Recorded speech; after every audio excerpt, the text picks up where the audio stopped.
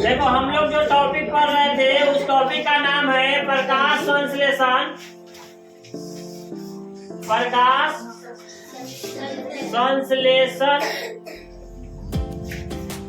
के प्रमुख घटक या आवश्यक पदार्थ। प्रकाश संश्लेषण के लिए आवश्यक पदार्थ। आवश्यक पदार्थ, तो पदार्थ के बारे में परिभाषा पदार्थ में क्या बताया गया था? बताओ तो पदार्थ में परिभाषा क्या बताया गया था? दुनिया में वे सारी वस्तुएं जो कुछ स्थान मतलब घेरता है, जो कुछ स्थान घेरता है, जिसको उठाने में कुछ बल लगता है या जिसमें कुछ द्रव्यमान हो, वो सब क्या कहलाते हैं? पदार्थ कहलाते हैं। समझ में आया? तो पदार्थ का परिभाषा समझ गए हो। तो प्रकाश संश्लेषण अभिक्रिया के लिए हम लोग 4 चीजों के बारे में पढ़े थे। पहला नंबर हम लोग पढ़े थे कि हमको इसमें पहला नंबर जो चाहिए वो चाहिए क्या चीज? पर्णहरित या क्लोरोफिल। क्या चाहिए? पर्णहरित या क्लोरोफिल। इसके बारे में पढ़ चुके थे हम लोग। दूसरा नंबर में हम लोगों ने पढ़ा था कार्बन डाइऑक्साइड।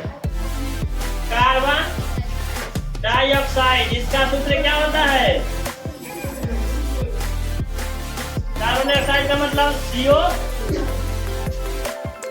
CO2 चाहिए। और तीसरा नंबर हम लोग ने अभी नहीं पढ़ा था, आज इसका अध्ययन करेंगे जल का। ठीक है। और चौथा नंबर हम लोग को पढ़ना है सूर्य का प्रकाश। चौथा नंबर क्या पढ़ना है? सूर्य प्रकाश। सूर्य का प्रकाश, ये दोनों हम लोग पढ़ चुके थे। ठीक है। आज का जो मूल रूप से क्लास चलेगा वो हम लोगों का किस चीज का चलेगा? जल का। और जल के बाद में जो चौथा मतलब टॉपिक क्या है? प्रकाश संश्लेषण अभिक्रिया का चौथा टॉपिक जो है सूर्य का प्रकाश चाहिए। क्या चाहिए? सूर्य का प्रकाश। तो इसमें हम लोग जल को समझते हैं। जल, पौधे जो है अपने भोजन के अधिकतर भाग जल से प्राप्त करते हैं। अब पौधा जो है, मान लो जिस तरह से हम लोग भोजन करते हैं तो रूखा सूखा खाते हैं, तो उसके साथ साथ किसकी आवश्यकता पड़ती है? जल की। तो पेड़ पौधे भी अपना भोजन तो सूर्य के प्रकाश से कर लेते हैं। पेड़ पौधे अपना भोजन कैसे बनाते हैं? सूर्य के प्रकाश से बनाते हैं। तो तथा जल के ही कारण उनमें वृद्धि होती है। जल के कारण किसमें वृद्धि होती है? पेड़ पौधों में जल के कारण ही वृद्धि होती है। प्रकाश संश्लेषण के लिए यह एक आवश्यक या अनिवार्य घटक, आप कह सकते हो कि अनिवार्य घटक है। किसी एक सरल प्रयोग द्वारा जल की अनिवार्यता को दर्शाना कठिन है। नियमित रूप से अगर पौधों को जल न मिले तो वे मर जाते हैं।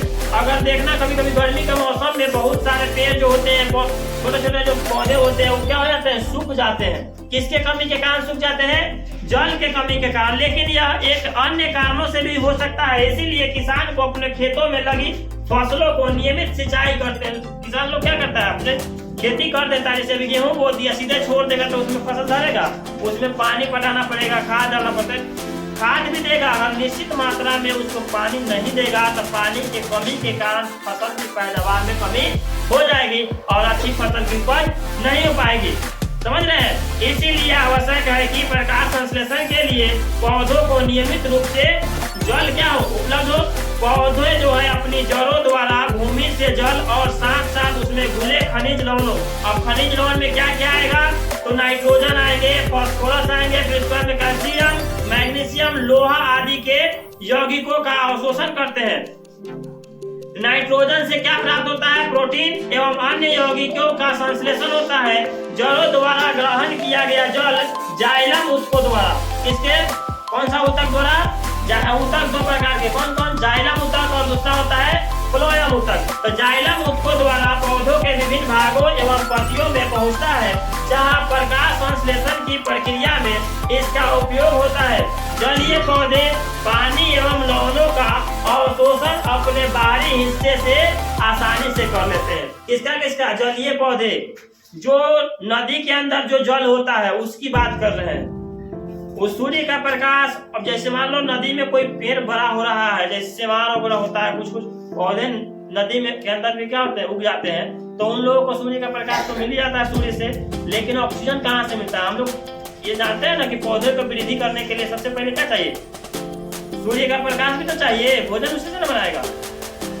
जल तो उसको मिल जाता है, लेकिन पौधा हम लोग कभी कभी ऐसा सुनते हैं कि ज्यादा जल लग जाने के कारण भी पौधा क्या होता है, सड़ जाता है, उसका सोर क्या होता है, सड़ जाता है। कुछ जलीय पौधे ऐसे हैं जिसका सोर जड़ जो है वो पानी में ही पनपता है या सही रहता है, उसको ऊपर निकालोगे तो क्या होगा, सूख जाएगा। जैसे कुछ दिन के बाद नदी सूख जाता है जैसे, तो उसमें का जो हरा हरा पौधा रहता है वो भी क्या हो जाता है, सूख जाता है, क्योंकि वो जलीय पौधा है, जहाँ जल रहेगा वही वो पौधा होगा। तो समझ गए इसमें क्या जरूरत है, आसानी से जल, और जल के द्वारा ही पौधे में जो हम लोग खाद मसाला देते हैं खेतों में, तो जल के माध्यम से क्या होता है, उस खेत में घुलता है, और घुलने के कारण उस सब जल से पोषक तत्व ही पौधा को प्राप्त होता है। समझे?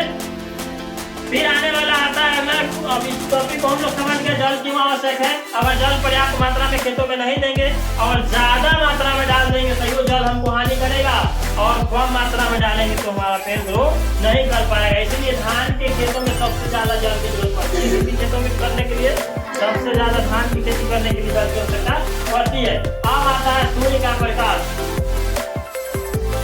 तो प्रकाश संश्लेषण की प्रयोग में चौथा नंबर क्या है, सूर्य के प्रकाश। प्रयोग द्वारा यह साबित हुआ है, मतलब वैज्ञानिकों ने इस रिसर्च को पूर्ण किया है कि हरे पौधे केवल सूर्य के प्रकाश में ही कार्बन डाइऑक्साइड को शुद्ध करते हैं। अब हरा पौधा जो होता है वो केवल और केवल सूर्य के प्रकाश द्वारा दिन में ही, प्रकाश संश्लेषण की क्रिया कब होती है, तो दिन में होगी। अब हम लोग क्या होता है, तो हर रात को भोजन कर लेते हैं, लेकिन पेड़ पौधे रात को भोजन नहीं करता है, ठीक है ना। चिड़िया जो है रात को भोजन नहीं करता है, समझ रहे हो। इससे हम बहुत सारा बीमारियों से बचा रहता है। हम लोग जब आप क्या बोलते हैं उसको, जब हाइपोथेरेमी या होम्योपैथिक जो सलाह लोगे ना डॉक्टर से, तो उसे बताता है कि रात के समय में आपको भोजन नहीं करना चाहिए, लेकिन हम लोग जो है भोजन किए बिना रह नहीं पाते हैं। तो पौधे क्या है, सूर्य के प्रकाश के बिना वो भोजन ग्रहण नहीं कर सकता है, क्योंकि क्लोरोफिल की उपस्थिति में सूर्य के प्रकाश के द्वारा ही पौधे अपना भोजन बनाते हैं। तो ये जो क्षमता है पेड़ पौधों को किसी ऑक्सीजन को जैसे शुद्ध करने का, तो कब करेगा, जब प्रकाश संश्लेषण की क्रिया होगी तभी ना वो करेगा शुद्ध, अन्यथा कर पाएगा, नहीं कर पाएगा। इसीलिए वो दिन में करता है, अंधेरे में प्रकाश संश्लेषण की प्रक्रिया संपन्न नहीं हो सकती। अंधेरा में कैसे होगा, क्योंकि वो भोजन ग्रहण करवे नहीं करेगा, देह में ताकत रहवे नहीं करेगा, काम कैसे करेगा। जैसे हम ही लोग है, शरीर में भोजन रहने के बाद एनर्जी मिलता है तब ना हम लोग कोई काम करते हैं। तो ग्रो करना मतलब इसको कन्वर्ट करने में, देखो रात में 2 ही 3 पौधा ऐसा है जो ये क्रिया कर पाता है। पहला नंबर है पीपल, दूसरा नंबर है तुलसी, है ना। ये 2 पौधा ऐसा है जो रात में भी ऑक्सीजन को कन्वर्ट कर देता है, मतलब छोड़ता है, और कार्बन डाइऑक्साइड को क्या करता है, ग्रहण करता है। तुलसी और पीपल। कभी कभी वैज्ञानिकों ने रिसर्च भी किया है कि नीम का पौधा भी ऐसा होता है, पर ये हमको नहीं लगता है कि ये काम करता है, इसके ऊपर अभी सेटिस्फाइड नहीं हो पाए हैं लोग, क्योंकि सूर्य की रोशनी ही इस प्रक्रिया के लिए आवश्यक ऊर्जा प्रदान करती है। हरित पौधे में पाए जाने वाले हरित लौकों में मौजूद क्लोरोफिल ही सूर्य प्रकाश में मौजूद सौर ऊर्जा यानी सोलर एनर्जी, सौर ऊर्जा का मतलब सोलर एनर्जी या विकिरण ऊर्जा यानी रेडिएंट एनर्जी को ट्रैप या विपाशा कर सकते हैं, और एवं उसे रासायनिक ऊर्जा में बदलकर संश्लेषित ग्लूकोज के अणुओं में इसका समावेश करते हैं।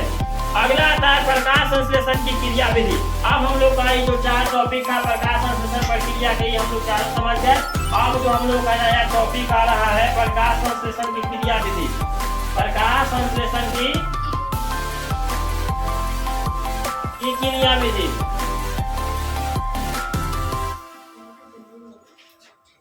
ये हम लोग किस सब्जेक्ट के अंतर्गत पढ़ रहे हैं मालूम है, जीव विज्ञान के अंतर्गत, समझ रहे हो ना, बायोलॉजी के अंतर्गत पढ़ रहे हैं। तो प्रकाश संश्लेषण की जटिल क्रिया में हरे पौधे जो है विकिरण ऊर्जा को रासायनिक ऊर्जा में परिवर्तित करते हैं। जब सूर्य प्रकाश जो है हरी पत्तियों पर पड़ता है तब क्लोरोफिल जो है विकिरण ऊर्जा का अवशोषण करता है तथा इस ऊर्जा द्वारा हरी पत्तियों में उपस्थित जल 2 भागों में बढ़ जाता है, अर्थात हाइड्रोजन और ऑक्सीजन में विभक्त हो जाता है। इनमें ऑक्सीजन जो है स्टोमाटा द्वारा बाहर निकलकर वायुमंडल में मिल जाता है और हाइड्रोजन कार्बन डाइऑक्साइड से मिलकर ग्लूकोज बनाता है। प्रकाश संश्लेषण की क्रिया पूर्ण क्रिया विधि में प्रकाश संश्लेषण की आवश्यकता नहीं पड़ती, लेकिन प्रकाश जल को विभक्त करने में यानी जल का प्राकृतिक अपघटन के लिए आवश्यक है। प्रकाश संश्लेषण के इस प्रथम चरण को प्रकाश अभिक्रिया कहते हैं यानी लाइट रिएक्शन कहते हैं। इसके बाद की प्रतिक्रिया इसमें प्रकाश अभिक्रिया के उत्पाद यानी प्रोडक्ट ऑफ लाइट रिएक्शन को मतलब का CO2 के अपचयन यानी कार्बन डाइऑक्साइड के अपचयन में काम आता है और जिसके फलस्वरूप ग्लूकोज बनता है। प्रकाश तथा अंधकार में समान रूप से रहता है। प्रकाश संश्लेषण की इस द्वितीय चरण को अप्रकाशिक अभिक्रिया यानी डार्क रिएक्शन कहते हैं। यह चरण जो है अप्रकाशिक अभिक्रिया इसीलिए नहीं कहलाता क्योंकि यह अंधकार में होता है, बल्कि यह इसमें प्रकाश की अनुपस्थिति आवश्यक है। अपितु प्रकाश होने या न होने पर का इस पर कोई प्रभाव नहीं पड़ता है। कोई पौधा ऐसा भी होता है, जैसे हम बोले ना कि 2 पौधा ऐसा होता है जो अपना रात को भी भोजन संचयन करता है और उसके बाद में क्या करता है, डोनेट कर देता है। ऐसा नहीं है कि चंद्रमा केवल रात में दिखाई देता है, दिन में भी रहता है वो, लेकिन वो दिखता नहीं है। सूर्य की प्रकाश जो है उसको क्या कर देता है, ढक देता है। जंतुओं में पोषण, अब हम लोग अगला टॉपिक पढ़ेंगे जंतुओं में पोषण। जंतुओं में पोषण समझ लो, जंतुओं में पोषण बताए थे ना हम क्या होता है, आगे समझो। जंतुओं में पोषण यानी जंतु भोजन के लिए पूर्ण रूप से अन्य जीवों पर निर्भर होते हैं। जैसे हम लोग क्या है, भोजन के लिए किसी दूसरे जीवों पर निर्भर है ना। अर्थात जंतु जो है परपोषी होते हैं। जंतु कैसे होते हैं, परपोषी। परपोषी का मतलब क्या हुआ, वे जीव जंतु जो अपना भोजन स्वयं तैयार न करके किसी न किसी दूसरे पर आश्रित रहता है, उसको क्या कहते हैं, परपोषी कहते हैं। याद है, हेटेरोट्रॉफ्स मतलब इसको कहते हैं। जो इनके लक्षण है, परपोषी जंतु जो होते हैं मृतजीवी, परजीवी या प्राणी संपोषी हो सकते हैं। 3 को बताया था ना, परपोषी कितने प्रकार के होते हैं, 3 प्रकार के। पहला नंबर पढ़ाया था हम आपको, मृतजीवी, परजीवी या प्राणी संपोषी। विभिन्न प्रकार के प्राणी संपोषी जंतुओं में भोजन का अंतर्ग्रहण भिन्न भिन्न प्रकार से होता है। जैसे कि अमीबा। अमीबा एक कोशिकीय जीव है। कोई पूछेगा अमीबा जो है अपना भोजन कैसे ग्रहण करता है, तो फूटपाथ की मदद से करता है। दिखाए थे क्वेश्चन, याद होगा, याद करोगे सब रिवीजन होते चलेगा। अमीबा एक सरल प्राणी संपोषी जीव है। यह मृदु जलीय एक कोशिकीय तथा अनिश्चित आकार की प्राणी है।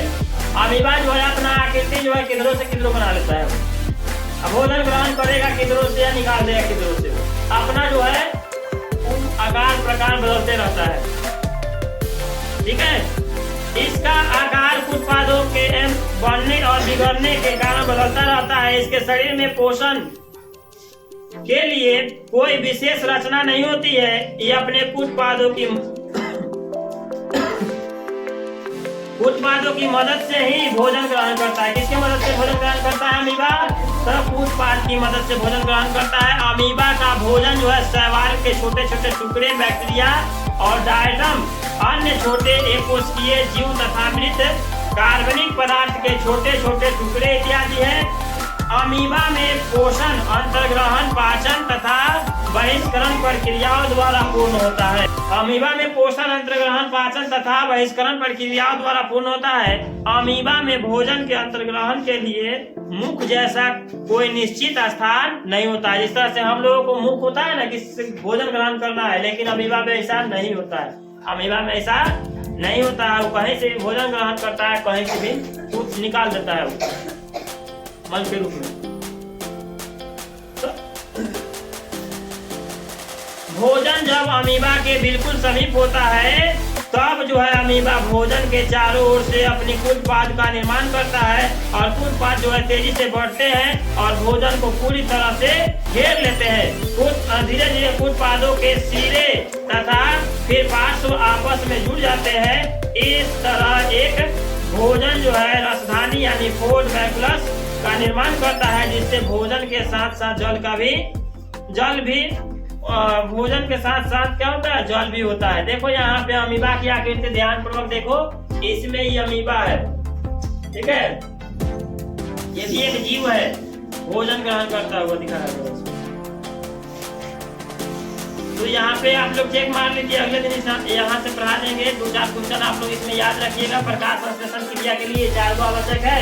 अमीबा अपना भोजन किसके मदद से करता है, तो फूटपाथ के द्वारा ग्रहण करता है। फिर उसके बाद में एक और क्वेश्चन बनता है कि अमीबा का एक कोशिकीय जीव है, कैसा जीव है, तो एक कोशिकीय जीव है, ठीक है। अगले क्लास में हम आपको यहाँ से पढ़ाएंगे, चेक मार लीजिए दूसरा किताब।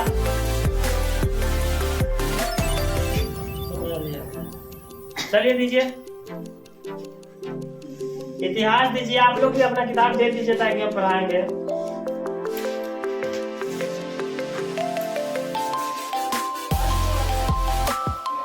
दीजिए ना, टाइम है, हवा नहीं है। पेज नंबर 9 निकालिए, अर्थशास्त्र का पेज नंबर 9।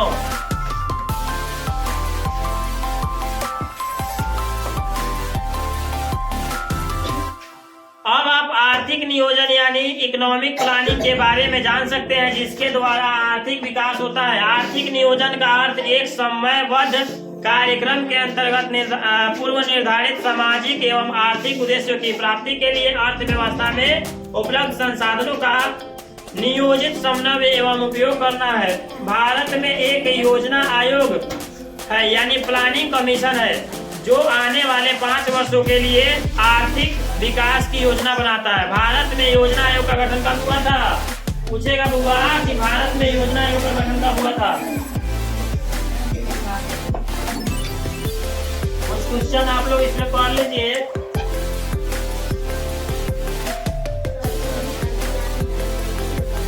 नहीं जाना है,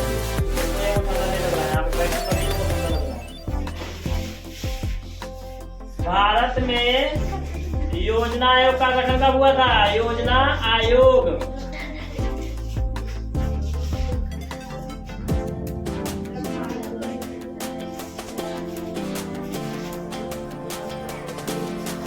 ठीक है, तो ये हुआ था आपको 15 मार्च 1950।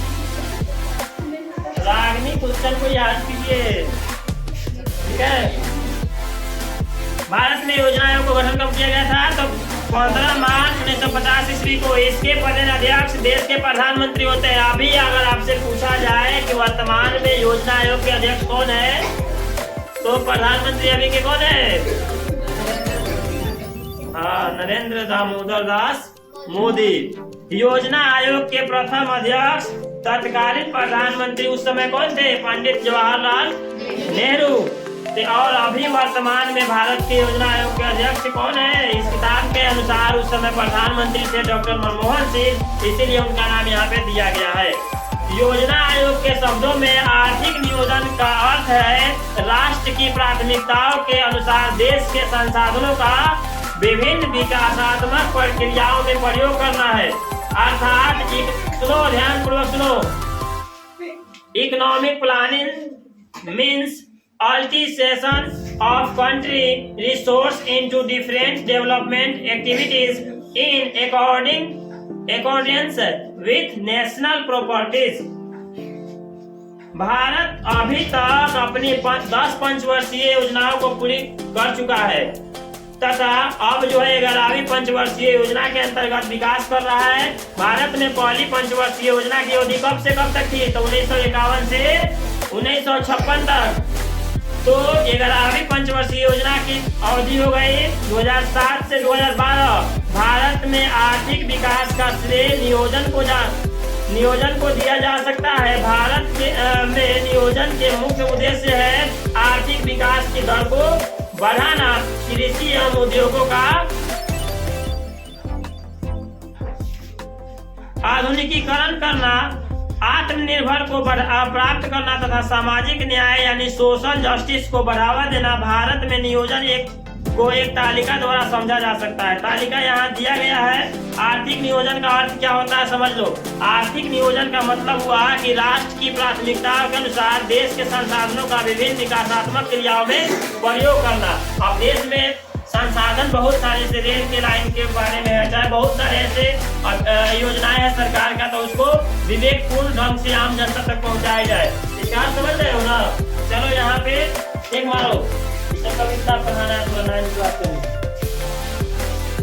तुम लोगों को। अब श्रम यानी लेबर, ठीक है। तो श्रम उत्पादन का दूसरा महत्वपूर्ण संसाधन है। श्रम के बिना किसी प्रकार का उत्पादन संभव नहीं है। अध्ययन के दृष्टि से श्रम दो प्रकार के होता है। श्रम कितने प्रकार के? एक होता है शारीरिक श्रम जो होता है यानी फिजिकल लेबर, जो अपने शरीर से मेहनत किया, और दूसरा होता है मेंटल लेबर। अभी हम क्या काम कर रहे हैं? अपने मेंटल का मतलब दिमाग से काम कर रहे हैं ना, दिमाग से पढ़ाने का काम कर रहे हैं, हम दिमाग से और कर रहे हैं। तो उतना तुम लोग भी सीख जाओगे। तो मानसिक श्रम करके मतलब अपने दिमाग से काम करके दिमाग चलाओ और शरीर बचाओ। बात समझ रहे हो? जो लोग शरीर से काम करते हैं ना वो लोग बहुत कम दूर में रह जाते हैं। जो लोग दिमाग से काम करते हैं, दिमाग से पैसा कमाते हैं, वो बहुत दूर तक जाते हैं। इसीलिए कभी भी मानसिक श्रम करना स्वीकार करो, लेकिन फिजिकल नहीं। उत्पादन में शारीरिक तथा मानसिक दोनों श्रम का उपयोग किया जाता है। श्रम को उत्पादन का सक्रिय साधन यानी एक्टिव फैक्टर कहा जाता है, लेकिन उत्पादन के साधन के रूप में शारीरिक अथवा मानसिक श्रम आर्थिक उद्देश्य के किए जाने चाहिए। आर्थिक भूमि के अतिरिक्त जो है श्रम उत्पादन का दूसरा आवश्यक साधन है। उत्पादन के लिए बहुत ज्यादा परिश्रम की आवश्यकता होती है। उत्पादन के लिए बहुत ज्यादा परिश्रम माने मेहनत, परिश्रम माने क्या होता है? मेहनत की आवश्यकता होती है। उसके बाद में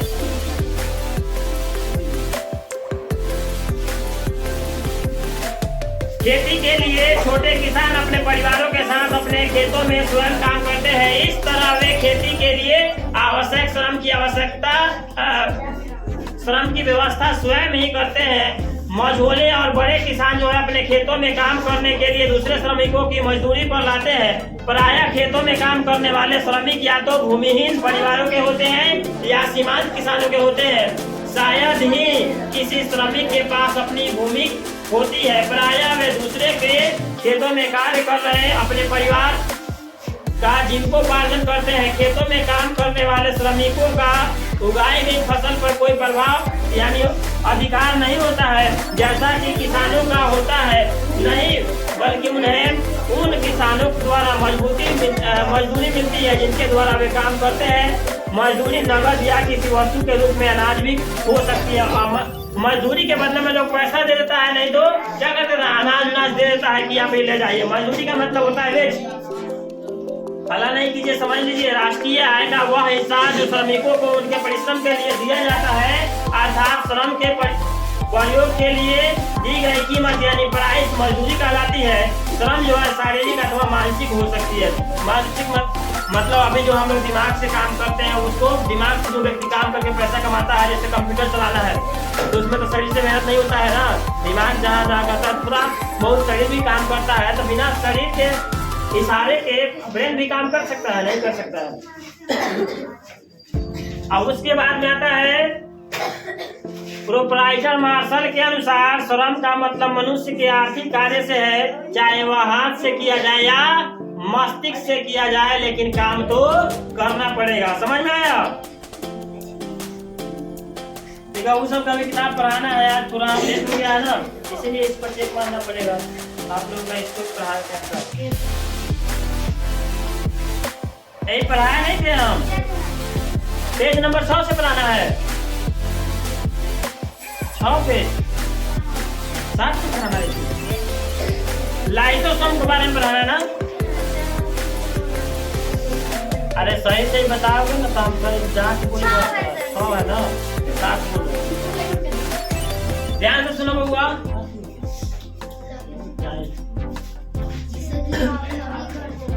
बहुत समय, अरे 5 मिनट लगेगा इसको पढ़ाने में, उसके बाद तुम लोग किताब पढ़ाना है। अंतःप्रजाविजालिका या एंडोप्लाज्मिक रेटिकुलम जंतु एवं पादप कोशिकाओं के कोशिका द्रव्य में अत्यंत सूक्ष्म शाखित झिल्लीदार अनियमित नलिकाओं का घना जाल होता है। इस जालिका को अंतःप्रगली जालिका या एंडोप्लाज्मिक या रेक्टिकुलम यानी ER का मतलब समझ लो, एंडोप्लाज्मिक रेक्टिकुलम कहते हैं। ये लाइपो प्रोटीन की बनी होती है और कोशिकाओं में समानांतर नलिकाओं के रूप में फैली रहती है। कोशिकाओं में इनका विस्तार कभी कभी केंद्रक की बाह्य झिल्ली में से प्लाज्मा तक होता है। अंतःप्रद्रवी जालिका दो प्रकार की होती है। पहला नंबर है चिकनी अंतःप्रद्रवी जालिका, जिसको स्मूथ एंडोप्लाज्मिक रेक्टिकुलम कहते हैं यानी SER, और खुरदरी अंतःप्रद्रवी जालिका यानी रो एंडोप्लाज्मिक रेक्टिकुलम यानी RER कहते हैं। चिकनी अंतःप्रद्रवी जालिका की झिल्ली चिकनी होती है, जबकि खुरदरी अंतःप्रद्रवी जालिका की झिल्ली जो है बाहरी झिल्ली यानी ऊपर के वो छोटे छोटे कण रहते हैं जिन्हें राइबोसोम कहते हैं। अब इसका काम क्या होता है, तो अंतःप्रद्रवी जालिका की झिल्ली नुमा नलिका में तरल द्रव्य भरा रहता है, इसीलिए ये कोशिका द्रव्य में पदार्थ जो है मुख्यतः प्रोटीन का संचार करती है, अर्थात अंतःकोशिकीय परिवहन तंत्र का निर्माण करती है। SER वसा एवं कोलेस्ट्रॉल संश्लेषण में भाग लेती है।